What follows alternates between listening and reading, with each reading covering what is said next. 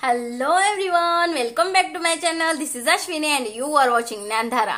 आपण घेऊन आलेलो आहोत गणित सिरीज. गणित सिरीज मध्ये काय तर एकदम बेसिक गणिताच्या त्या गोष्टी असतात त्या आपल्याला क्लिअर आउट व्हाव्यात यासाठी आपण ही सिरीज घेऊन आलेलो आहोत. यामध्ये आपण बेसिक सगळे टॉपिक क्लिअर करणार आहोत आणि हा व्हिडिओ प्रत्येकासाठी आहे ज्यांना गणित सोपं करायचं आहे. मग तो स्पर्धा परीक्षा देऊ अगर 8वी 9वी 10वी करू. ठीक आहे. तर आपण या सिरीज मध्ये मागच्या व्हिडिओमध्ये चक्रवाढ व्याजाचा भाग 1 घेतलेला आहे. त्याच्यामध्ये सगळे पॅटर्न क्लिअर करणं जमलेलं नाहीये, त्यामुळे मी अजून एक भाग घेऊन आलो आहोत. ठीक आहे. यामध्ये आपल्याला असे एक्झाम्पल्स मी घेतलेले आहेत ज्याच्यामध्ये चक्रवाढ व्याज आणि सरळ व्याज दोन्हीचा कंबाईन मध्ये आपल्याला एक्झाम्पल सोडवता येतील. ठीक आहे. त्याच्यामुळे काय होणार आहे तर आपल्याला क्लिष्ट राहणार नाही की हे एक्झाम्पल कोणत्या सूत्रानुसार सोडवलं पाहिजे किंवा काय केल्याने हे एक्झाम्पल सुटेल अशी अडचण गणितामध्ये येणार नाही. त्यासाठी आपण हाही भाग घेऊन आलो आहोत. ठीक आहे. वेळ न घालवता चला चालू करूया. ठीक आहे. Let's get started. ओके. मागच्या व्हिडिओमध्ये आपण चक्रवाढ व्याजाची बेसिक उदाहरणं बघितलेली आहेत.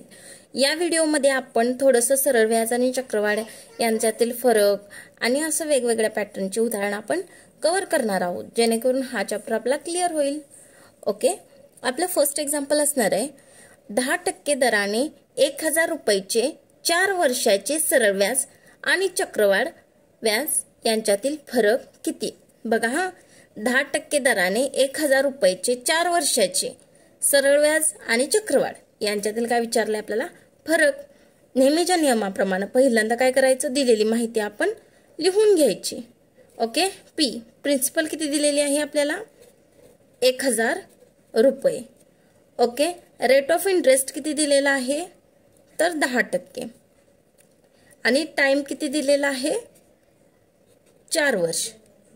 ही या माहितीच्या आधारे आपण काय करणार आहोत, सिंपल इंटरेस्ट पहिल्यांदा काढणार आहोत. ठीक आहे. सिंपल इंटरेस्ट हा PRN डिवायडेड बाय 100. ओके. सूत्रात मग आता काय करायचं, किमती घालायच्या. 1000 गुणिले 10 गुणिले टाइम किती आहे 4 छेद 100. शून्यला शून्य गेले, शून्यला शून्य गेले. 100 गुणिले 4 किती झाले 400. आपलं सरळ व्याज किती आलं 400. मग आता काय काढायचं आहे आपल्याला, चक्रवाढ व्याज काढायचं आहे. बघा चक्रवाढ व्याज आपण CI चा फॉर्म्युला कसा आहे A मायनस P. मग आपण काय करणार आहोत, पहिलं इथं A ची टर्म घेणार आहोत. ठीक आहे. A च्या टर्म मध्ये काय असणार आहे बघा, P किती आहे 1000 अंडर रूट कंसामध्ये 1 प्लस R छेद 100. R किती आहे आपला 10 छेद 100 कंसाचा n किती आहे 4 वजा P. कळलं. हे कशाचं सूत्र आहे आपलं CI चं कंपाऊंड इंटरेस्ट. डायरेक्ट आपण सूत्रामध्ये किमती घातलेल्या आहेत. ठीक आहे. चला तर मग हे सोडवून घेऊ. बघा 1000. ठीक आहे. त्यानंतर ह्या कंसामध्ये बघा 100 गुणिले 1 अधिक 10. हे तुम्हाला मी मागच्या व्हिडिओमध्ये कसं ट्रिकने पटकन कसं लिहायचं ते सांगितलेलं आहे. त्यामुळे मी आता डायरेक्ट काय लिहिते 11/10 कंसाचा 4 वजा 1000. हे कसं केलं मी, 100 गुणिले तिरकस गुणाकार केला. 100 गुणिले 1 100 अधिक 10 110 छेद 100 छेद 100. शून्यला शून्य कटले 11/10. आलं लक्षात. नसेल कळलं तर मागचा व्हिडिओ जाऊन बघा. ठीक आहे.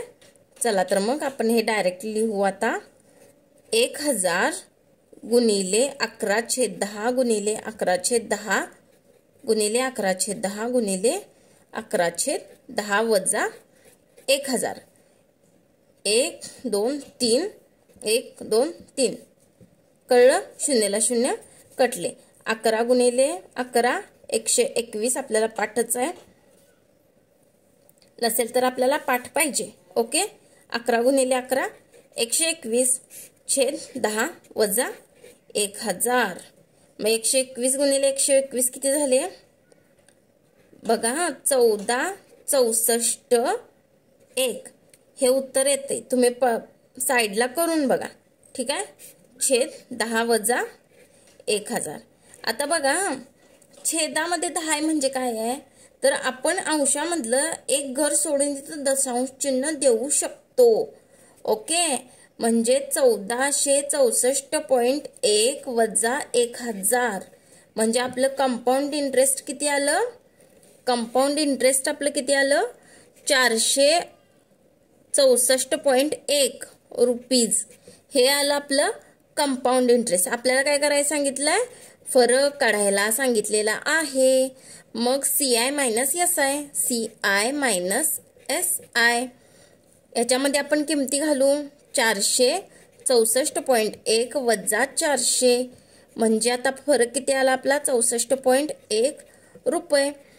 म्हणून बघा CI आणि कंपाऊंड इंटरेस्ट आणि सिंपल इंटरेस्ट मधला फरक जो असणार आहे तो या गणितामध्ये 64.1 रुपये असणार आहे. किती सोपं आहे बघा. किती सोपं आहे. पहिल्यांदा काय केलं आपण दिलेली माहिती लिहून घेतली त्यानंतर SIचं आणि CIचं सूत्र लिहिलं आणि त्या सूत्रामध्ये किमती घातल्या. हे कसं डायरेक्ट ही स्टेप केली आपण. हे फक्त ही जी आहे हे रासचं सूत्र आहे अमाऊंटचं आपलं सूत्र आहे हे. त्याच्यानंतर मायनस P जर तुम्ही केला तर आपल्याला मिळणार आहे ते कंपाऊंड इंटरेस्टचं सूत्र मिळणार आहे. ओके त्यामुळे फॉर्म्युले पार्ट असणं गरजेचंच आहे. प्रत्येक ठिकाणी ट्रिक उपयोगी पडत नाही हे आपल्याला आलंच पाहिजे आणि प्रॅक्टिसने आपण हे म्हणजे विदिन इन मिनिट आपण हे गणित सोडवू शकतो. ओके आलं लक्षात. Okay next example. किती वर्षांनी 3000 रुपयाचे 7% दराने 4347 रुपये चक्रवाढ व्याज होईल. बघा प्रश्न किती छान आहे आणि कॉम्प्लिकेटेड करायचा त्यांनी प्रयत्न केलाय पण आपण चुकायचं नाही. आपण नीट वाचायचा प्रश्न. किती वर्षांनी 30,000 रुपयाचे 7% दराने 4347 रुपये चक्रवाढ व्याज होईल. म्हणजे आपल्याला इथं माहिती काय काय दिलेली आहे बघा. P दिलंय. मुद्दल किती दिलेली आहे आपल्याला 30,000 रुपये. ठीक आहे. त्यानंतर R दिलेला आहे. R काय दिलेला आहे 7% व्याजदर आपल्याला दिलेला आहे आणि N काय दिलेला आहे तर N आपल्याला काढायचा आहे किती वर्षांनी. तिथं मी X लिहिते. ओके X लिहिले म्हणजे दिलेलंच आहे म्हणायचं. आणि काय दिलेलं आपलं चक्रवाढ व्याज होईल म्हणजे काय दिलंय आपल्याला CI दिलेला आहे. बघा हा आपल्याला इथं दिलेला आहे CI. आपल्याला इथं अमाऊंट दिलेली नाही A दिलेलं नाही आहे रास दिलेली नाही. इथं आपल्याला काय दिलंय चक्रवाढ व्याज दिलेला आहे किती 4347 रुपये. बघा आता नेहमीप्रमाणे आपण काय करणार आहोत इथं A काढणार आहोत. एकदम छान सोपं आहे. A म्हणजे काय आपला अमाऊंट आपण काढणार आहोत रास काढणार आहोत. मग ते रास कशाने असते हो ती आपली P आणि कंपाऊंड इंटरेस्ट ही जी मिळून असणार आहे ती आपली रास असणार आहे. म्हणजे 30,000 अधिक 4347 बरोबर 34,347 रुपये. हे काय असणार आहे आपलं अमाऊंट असणार आहे. ही आपली रास असणार आहे. ओके चला तर मग सूत्रात किमती घालू मग आपल्याला डायरेक्ट उत्तर मिळते. आपलं मग सूत्र कसं असणार आहे अमाऊंट इज इक्वल टू म्हणजे आपलं काय असणार आहे अमाऊंट इथं 34,000. मी सूत्र नाही लिहित. काही जर कॉम्प्लिकेशन्स असतील तर मागचा व्हिडिओ तुम्ही बघाच. 34,347 बरोबर P किती आहे आपलं 30,000. ओके √1 + 7/100 त्यानंतर कंसाचा N. कळलं तुम्हाला. हे काय असते आपलं अमाऊंट असणार आहे. मग आपण काय करू चला हे सिम्प्लिफाय करायला घेऊ. ठीक आहे मग बघा मी कसं सोडवते आता. 34,347 बरोबर चिन्ह आहे. बरोबर चिन्हाच्या इथं अंशामध्ये 30,000 आहे ते काय मी करणार आहे छेदामध्ये घेणार आहे. 1 2 3 30,000 बरोबर हा कंसात आपण सोडवणार आहोत. 100 एके 100 हा 100 अधिक 7 किती झालं 107. सोपा आहे एकदम सोपा आणि छान आहे. छेद 100 कसं लिहिलं तर ह्या 1चा छेद आपण 1 धरलाय म्हणजे तो असतोच. 100 गुणिले 1 100 आणि हे कंसाचा n. कळलं किती छान आहे बघा हे गणित. त्यानंतर बघा आता ह्याची या अंकांची बेरीज करून बघा. 4 आणि 3 7 7 7 7 7 त्रिके 21 म्हणजे 21ला 3 भाग जातो म्हणजे ह्या संख्येला पूर्ण 3 भाग जातो. जर तुम्ही कसोट्यांचा व्हिडिओ बघितला नसेल तर तोही बघा. मग आपण ह्या दोन्ही अंशाला आणि छेदाला 3 भाग घालू. पहिला छेदाला घालू सोपा आहे म्हणून. 3 एके 3 आणि उरले 4 शून्य म्हणजे 10,000. ओके वर घालू आता बघा. 3 एके 3 3 एके 3 उरला 1 3 चौक 12 उरला 1 3 चौक 12. ठीक आहे उरले 2 3 9 27. कळलं काय तुम्हाला. इथं करून दाखवू काय बघा. 34 34 7 आणि आपण कशाने भाग घालणार 3 ने. 3 एके 3 ठीक आहे 0 4 3 एके 3 उरला 1 वरून घेतले 3 3 चौक 12. ठीक आहे वरून राहिला 1 वरून घेतले 4 3 चौक 12 राहिले 2 वरून घेतले हे 7 3 9 27 बाकी 0 0 उत्तराला 11,449. मग आपण इथं लिहू 11,449 छेद 10,000. आता बघा 107 छेद 100 कंसाचा n. आता या संख्यांच्याकडे नीट बघा. या संख्यांच्याकडे नीट बघा आणि या इकडच्याही संख्यांच्याकडे नीट बघा. आता हे 100 आहे ठीक आहे आणि इथं किती आहे 10,000 आहे म्हणजे 100चा वर्ग 10,000 आहे ना हो इथं. पण हे नुसतं छेदाचं असून चालणार नाही आपल्याला अंशाचा सुद्धा या अंशासोबत काय संबंध आहे का ते बघायचं. बघा ह्या संख्येकडे बघितल्यावर आणि ह्या संख्येकडे बघितल्यावर थोडंसं असं जाणवतंय काय हो की 7 एकक स्थानी आहे आणि इकडे एकक स्थानी 49 आहे. त्यामुळे मे बी मी काय म्हणते बघा मे बी 107 गुणिले 107 करून बघूयात का आपण. बघा मी इथं करते 107 गुणिले 107. हे पूर्ण बेसिक आहे ह्याच्यात ट्रिक्स सुद्धा आहेत पण हे आलंच पाहिजे. तुम्ही ट्रिक करा फॉलो करा त्याच्याने एक्झाम्पल सोडवा पण हे आलंच पाहिजे. बघा 107 गुणिले 107 7 7 मी 49 डायरेक्ट लिहिते कारण हा दशक स्थानी 0 आहे. 7 एके 7 0 0 2 वेळा लिहिते मी आणि 107 एके 107. बघा 49 14 1 1 बघा आलं काय हो. किती म्हणजे 5 सेकंद सुद्धा नाही लागले आपल्याला 107चा वर्ग करायला. मग तुमच्या लक्षात आलं काय की ही संख्या 11,449 ही 107चा वर्ग आहे आणि 10,000 हे 100चा वर्ग आहे. त्यामुळं आपण डायरेक्ट असं लिहू शकतो काय हो की 107 छेद 100 कंसाचा वर्ग लिहू शकतो ना. शकतो. मग इथं बघा 107 गुणिले 100 कंसाचा वर्ग इथं केला आपण आणि बरोबर चिन्हाच्या दुसऱ्या बाजूला पण 30 टर्म आहे. मग आपलं हे 2 आणि हे n म्हणजे एक समान असू शकतात का शकतात म्हणजेच n बरोबर 2 म्हणजे 2 वर्षांनी 30,000 रुपयाचे 60% दराने त्यांना व्याज किती मिळणार 4,347 रुपये मिळणार चक्रवाढ व्याजाने. कळलं का नाही हे कसं आलं. ठीक आहे सोपंच होतं बघा गणित पण इथं घोळ करू नका म्हणजे झालं. ठीक आहे आणि अमाऊंट दिलेलं आहे आपल्याला CI दिलंय CI आणि अमाऊंट मध्ये गोंधळ घालू नका. सोपं आहे गणित. नसेल समजलं तर कमेंट बॉक्स मध्ये नक्की सांगा. मी परत एकदा सांगते. ओके चला तर मग नेक्स्ट एक्झाम्पल घेऊ. 15,000 रुपयाचे 2 वर्षांनी होणारे सरळ व्याज आणि चक्रवाढ व्याज यांच्यातील फरक 96 रुपये असेल तर व्याजाचा दर किती असेल. 15,000 रुपयाचे 2 वर्षांनी होणारे सरळ व्याज 15,000 रुपयाचे 2 वर्षांनी होणारे सरळ व्याज आणि चक्रवाढ यांच्यातील फरक दिलेला आहे. ओके आपण काय करणार आहोत डायरेक्ट फरक लिहिणार आहोत. ठीक आहे पहिलं हे बघा दिलेली माहिती लिहून घेऊ. पी काय दिलेला आहे 15,000 रुपये. ठीक आहे त्याच्यानंतर आर काय दिलेलं नाही आहे आर आपल्याला काढायचा आहे. त्यानंतर काय दिलंय, एन दिलंय. टाइम किती दिलेला आहे, 2 वर्ष दिलेला आहे. आणि एक एक्स्ट्राची माहिती काय दिलेली आहे आपल्याला, फरक दिलेला आहे दोन्हींच्यातला. तो किती दिलेला आहे, 96 रुपये दिलेला आहे. ठीक आहे. आता बघा फरक 96 रुपये दिलाय.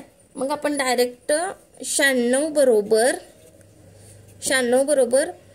लक्षात ठेवा, कंपाऊंड इंटरेस्ट हे सिंपल इंटरेस्ट पेक्षा जास्तच असतं. त्यामुळे पहिल्यांदा आपण काय लिहायचं, CI वजा SI. ठीक आहे. आता बघा CI बघा, CI म्हणजे काय आपलं A मायनस P. मग A कसं असणार आहे, इथं लिहिते 15,000 √1 अधिक R/100 कंसाचा वर्ग वजा 15,000. हे काय आहे, A वजा P म्हणजे काय, CI. ठीक आहे. आता हे वजा मी इथं लिहिते बघा, समजतंय काय, गोंधळू नका. हे वजा मी इथं लिहिते आणि SIचं सूत्रानुसार काय, P किती आहे आपलं 15,000 गुणिले R गुणिले T म्हणजे 2/100. आलं लक्षात. आता हे पूर्ण एकदम सोपं आहे बघा, फक्त लक्षात घ्या. ही एक टर्म आहे, 15 कंसात 1 अधिक R/100 कंसाचा वर्ग ही एक टर्म आहे. त्यानंतर 15,000 एक टर्म आहे आणि 15,000 गुणिले R गुणिले 2/100 ही एक टर्म आहे. ठीक आहे. यांची वजाबाकी केलेली आहे. मग आता सांगते, या तिन्ही टर्म मधून आपण 15,000 कॉमन काढायचं आहे. ठीक आहे. कॉमन काढलं 15,000. आता 15,000 कॉमन काढल्यानंतर ह्या टर्म मधनं मी 15,000 काढलेत. ठीक आहे. मग राहिलं काय, हे एवढं 1 अधिक R/100 कंसाचा वर्ग. ठीक आहे. आता बघा हे 1 अधिक R/100 कंसाचा वर्ग आहे की नाही, हे आपण साईडला करू. Is equal to A² plus B² plus 2AB असे हे सूत्राची फोड असणार आहे. बघा 1चा वर्ग अधिक B म्हणजे काय, R/100. मग R/100चा वर्ग अधिक 2, A म्हणजे काय 1 आणि B म्हणजे काय R/100. ठीक आहे. 1चा वर्ग 1 अधिक R² आणि इथं 100चा वर्ग अधिक 2R/100. ही झाली फोड ह्या सूत्राची. आलं लक्षात तुमच्या.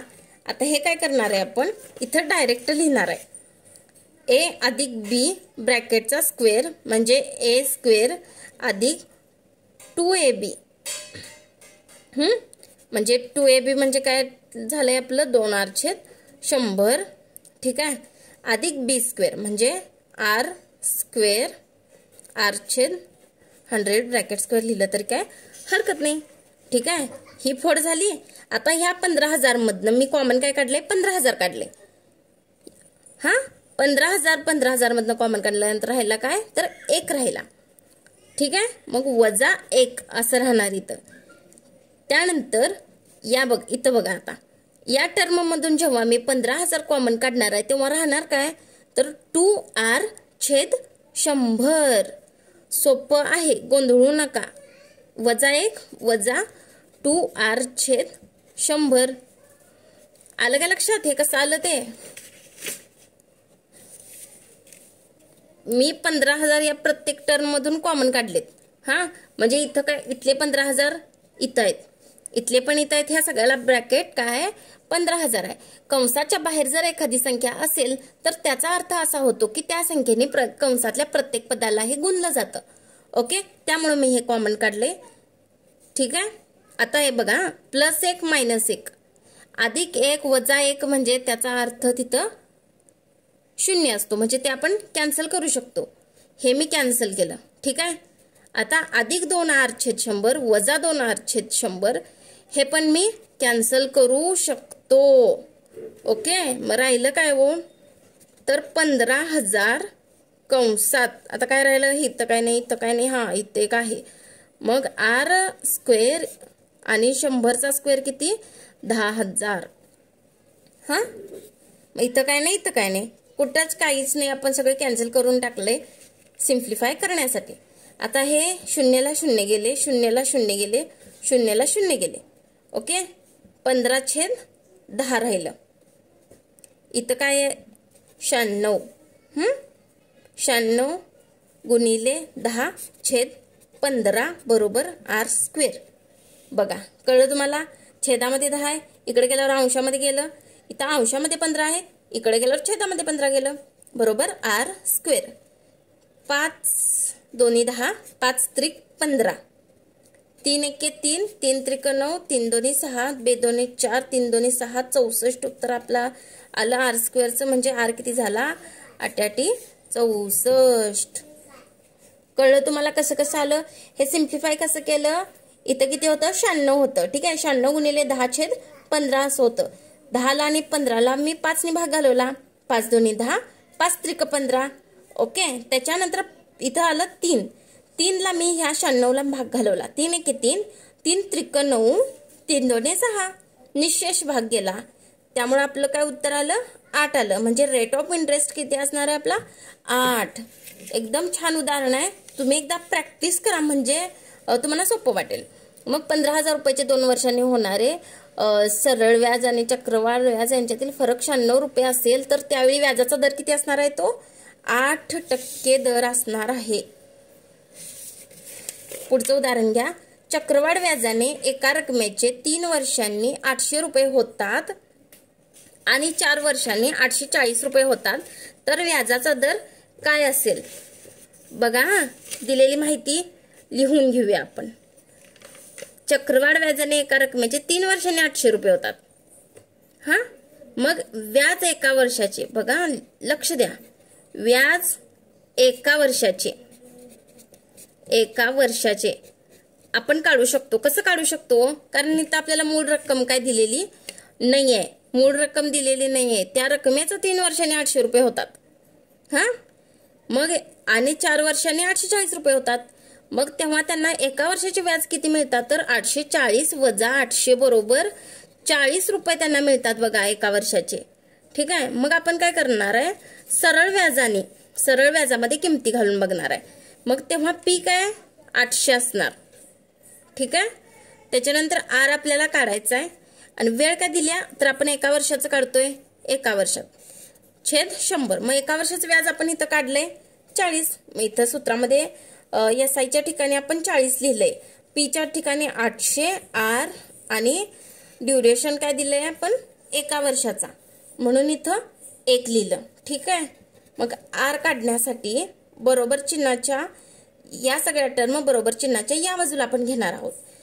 मग 100 छेदामध्ये आहे, इकडे गेल्यावर अंशामध्ये जाणार आणि 800 हे अंशामध्ये आहे, इकडे गेल्यावर छेदामध्ये जाणार. 0ला 0 गेले, 0ला 0 गेले, 8 एके 8, 8 पंचे 40. म्हणजे रेट ऑफ इंटरेस्ट किती झाला 5% हा काय झाला रेट ऑफ इंटरेस्ट. म्हणजे व्याजाचा दर हा 5 असेल. कळलं. सोपंच आहे, फक्त लक्षात घेण्याची गोष्ट काय आहे 3 वर्षांनी तिथं 800 रुपये होतात आणि 4 वर्षांनी 840 रुपये होतात. म्हणजे इथं आपल्याला एका वर्षाचा गॅप दिलाय की नाही, तिथं 40 रुपये हे आपल्याला व्याज मिळते एका वर्षाचं आणि त्यावरूनच आपण हे गणित सोडवू शकतो. ठीक आहे नेक्स्ट एक्झाम्पल बघा. एका रकमेचे चक्रवाढ व्याजाने 4,624 रुपये होतात, 2 वर्षात होतात आणि 4,913 रुपये 3 वर्षात होतात तर ती रक्कम काय असेल. प्रश्न नीट बघा.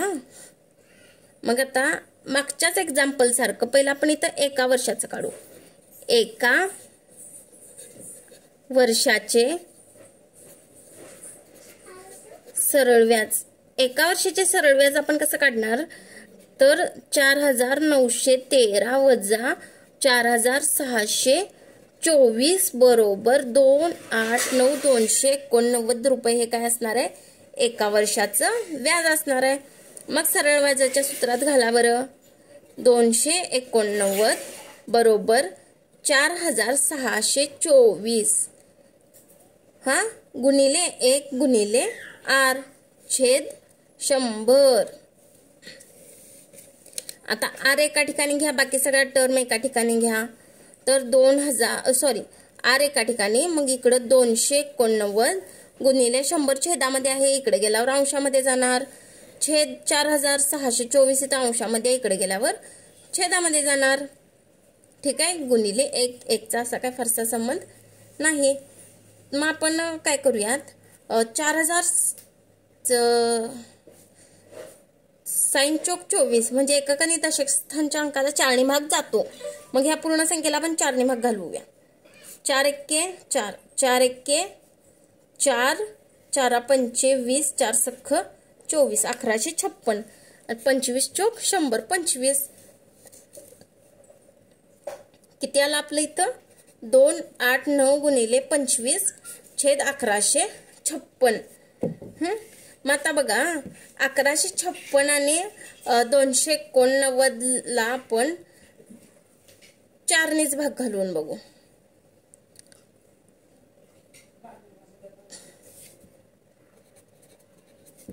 $289 गुणिले 4, 9 चौक 36, 8 चौक 32, 33, 34, 35, 4 दुने 8, 9 10, 1156. बघा 289 गुणिले 4 केल्यावर आपल्याला 1156 मिळणार आहे. आलं लक्षात तुमच्या हे कसं आलं. मग r काय आलं, 25/4. ते आपण कसं लिहू शकतोय, 6 पूर्णांक साइन चौक 24 अधिक 1, हे आपण r असं लिहू शकतो. ठीक आहे, मग मेन मुद्द्याकडे वळा. आता चक्रवाढ व्याजाने आपल्याला काय काढायचं आहे, मुद्दल आपल्याला काढायची आहे. चक्रवाढ व्याजाने ती रक्कम काय असेल. ठीक आहे, मग चक्रवाढ व्याजाचं सूत्रामध्ये किमती घाला. अमाऊंट काय असणार आपल्याला, अमाऊंट काय दिलेली आहे, रास काय दिलेली आहे, 4624 रुपये आपल्याला अमाऊंट दिलेली आहे. 4624 बरोबर पी काढायचा आहे कंसामध्ये 1 अधिक. आता बघा 6.1/4 साइन चौक 24 आणि 25/4 हा जो रेट आहे तो मी असा लिहू शकते. बघा इथं 25/4 आणि ह्या सूत्रातलं गुणिले 100, हे गुणिले 100 आहे, हे सूत्रामधलं आहे. ठीक आहे, ते कितीचं, 2 वर्षाचं. प्रश्नामध्ये आपल्याला हे मेन्शन केलेलं आहे. चला तर मग हे आता सोडवूयात. 4624 बरोबर पी. बघा 25 एक्के 25, 25 चौक 100 आणि 4 चौक 16. हे कसं डायरेक्ट करायचं ते बघा. 4 चौक 16, 1 अधिक 1/16. हे मनातल्या मनात केलं पाहिजे बरं का, प्रत्येक ठिकाणी प्रत्येक स्टेप वाढवत बसायची नाही. 1 अधिक 1/16, 16 एक्के 16 अधिक 1 म्हणजे काय आलं, 17/16. आणि इथं पण काय आलं, 17/16. कारण हे कंसाचा वर्ग आहे ना, म्हणून हे मी ही टर्म 2 वेळा घेतलेली आहे. ओके, पी एका ठिकाणी घेऊ. आता आपण पी एका ठिकाणी घेतलं आणि 4624 गुणिले, आता हे अंशछेदचं व्यस्त प्रमाण होणार जेव्हा बरोबर चिन्हाच्या या बाजूला येणार तेव्हा. ठीक आहे, म्हणजे 16/17 गुणिले 16/17. तर 17ला 4624 ने भाग जातो. ठीक आहे, 17 दोन्ही 34 आणि 17 सत्ते 119, त्यानंतर 17 दोन्ही 34. ओके, हे कसं केलं बघा. आता 17 एक्के 17, 17 एक्के 17 राहिले 10 आणि हे 2 102 झाले, 17 सख्ख 102. मग बघा आता 16 गुणिले 16 गुणिले 16 म्हणजे 16चा घन किती असणार आहे, 4096. हे जे आकडेमोड आहे ती मी सविस्तर करून देत बसले तर व्हिडिओ खूप लेंदी होणार, त्यामुळे मी हे असं डायरेक्ट केलेलं आहे. यामध्ये काही कळलं नसेल तर सांगा, मी सविस्तर आणि त्याच एक्झाम्पलचा व्हिडिओ करते. ओके, हे पी कसं आलं तुमच्या लक्षात आलं काय? 17ला 4624 ने भाग घालवल्यानंतर 272 आलं. त्या 272ला मी या 17ने भाग घालवल्यानंतर उत्तर आलं 16. मग हे 16 गुणिले 16 गुणिले 16 म्हणजे 16चा घन झाला. मग तो किती आहे 16चा घन? 4096. म्हणजे हे आपलं काय आलं? ही मुद्दल आली. म्हणजे ती रक्कम काय असेल जेव्हा आपल्याला विचारले तेव्हा आपल्याला काय काढायचं असते? पी काढायचं असते. आणि ते पी किती आहे आपलं? 4096 रुपये. ठीक आहे. ओके. आय होप तुम्ही सगळे एक्झाम्पल्स नीट बघितलाय. समजले का सगळे एक्झाम्पल्स? एकदम वेगवेगळ्या पॅटर्नची मी एक्झाम्पल्स घेऊन आलेले आहे. कारण जर तुम्ही कुठल्याही एक्झाम्पल्स सीआय किंवा एसआयचं जर सोडवला तर तुम्हाला ते पटकन क्लिअर व्हावं. ठीक आहे. आणि प्रत्येक एक्झाम्पल मध्ये एक नवीन मुद्दा मी एक नवीन पॉइंट ऍड करण्याचा प्रयत्न केलेला आहे. त्यामुळे जर एखादं नसेल समजलं तर ते मला कमेंट बॉक्समध्ये नक्की सांगा. आणि समजलं असेल तर तेही मला सांगा. Okay. And thanks for watching. खूप खूप कृतज्ञता तुम्ही माझा व्हिडिओ बघताय, ते तुम्हाला आवडतायत यासाठी. आणि like share subscribe my channel. Thank you. Bye bye.